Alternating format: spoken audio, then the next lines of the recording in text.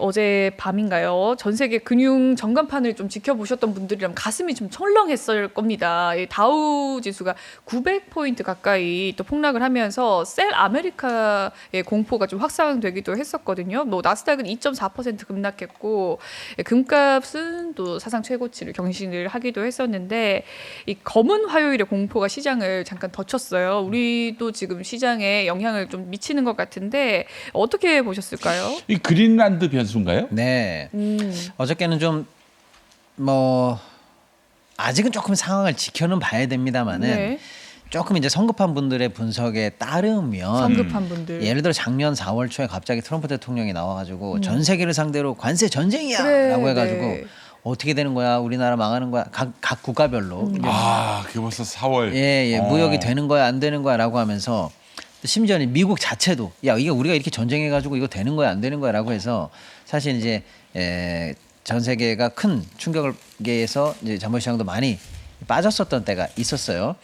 조금 성급한 분석에 따르면 거의 뭐 지금 그 수준 아니야?라고 하는 것까지 염려되는 일이었다 어제는.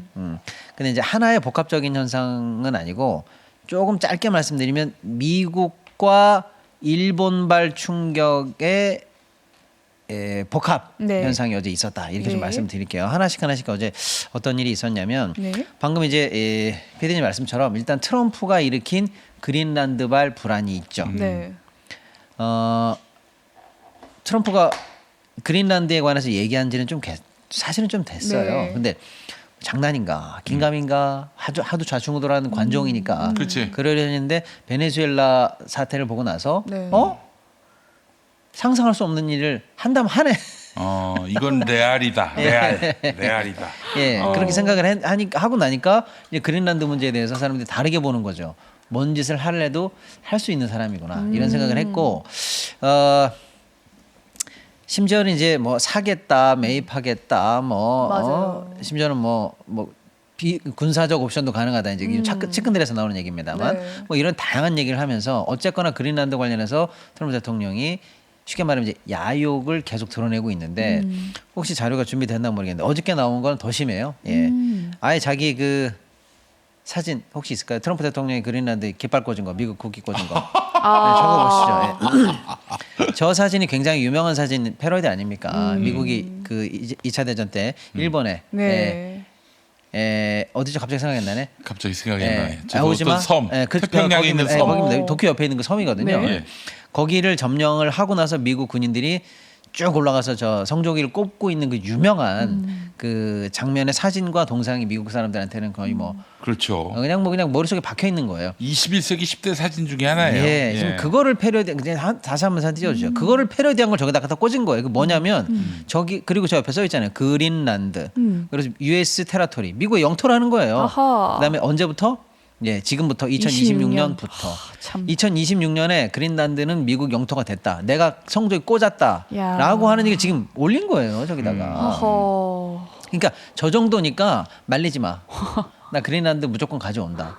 이 정도까지 현재 지금 하고 있는 상황이다라고 보는 거고, 그런 상황에서 그러면 유럽들이 뭐 이게 복잡한 문제가 아니잖아요. 네. 지정학적, 안보적, 경제적, 복잡한 문제가 아닌데, 그래서 최근에 한 8개국이 덴마크에 관련해서 이제 우리가 나토니까 네. 같이 협력하겠다라고 해서 그린란드에 뭐 많지는 않습니다만 그래도 이제 군사를 파견하는 네.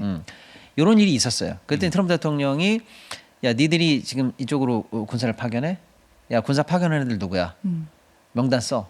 떠든 사람 누구야? 뭐 이런 네. 것처럼 명단 써. 니네들은 관세다잉. 이래가지고 추가적으로 관세를 앞으로 당장 다음 달부터 10%를 물리고 그 파병한 나라들이요. 네. 6월 달부터는 25%로 관세를 인상하겠다라고 해서 안보 또는 이 지정학적 문제를 이제 경제로 또 끌고 오면서 관세 전쟁의 시발을 다시 당겼어요. 아하. 근데 문제는 뭐냐면 미국과 유럽은 이미 관세 협정을 맺었어요.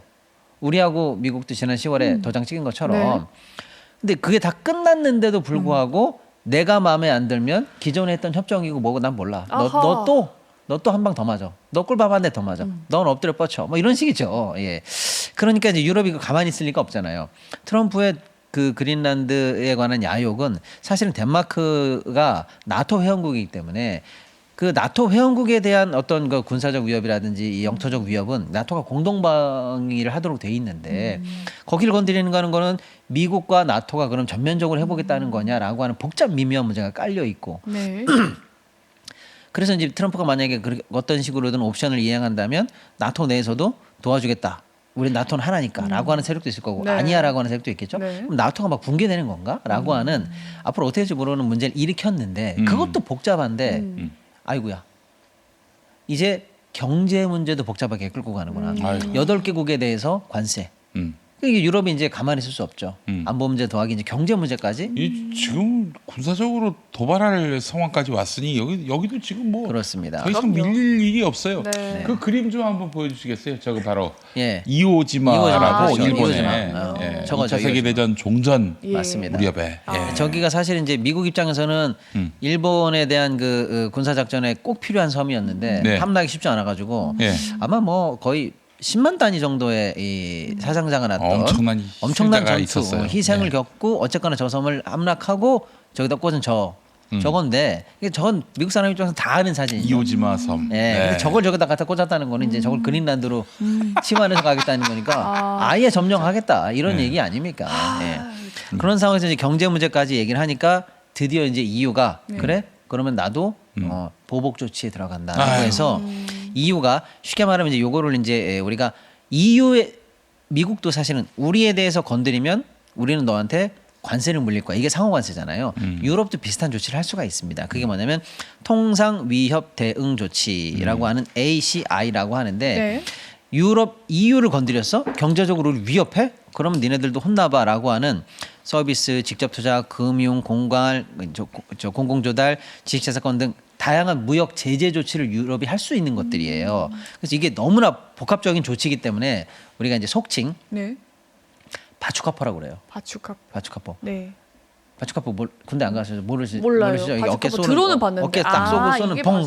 쏘는 대포 같은 거. 아. 그런 거예요. 김용민이는 갔다 왔는데 네. 공익 근무를 해가지고 몰라요. 바둑카페 뭔지. 네. 예. 그래서 이제 아무튼 유럽의 종합적인 통상 위협 대응 조치. 예. 누가 우리 건드려? 그럼 우리도 이렇게 너 조달도 못하게 할 거야. 지적 재산권도 건드릴 거야. 무역도 건드릴 거야. 다 건드릴 수 있는 종합적으로 방방방 쏠 수 있는 조치예요.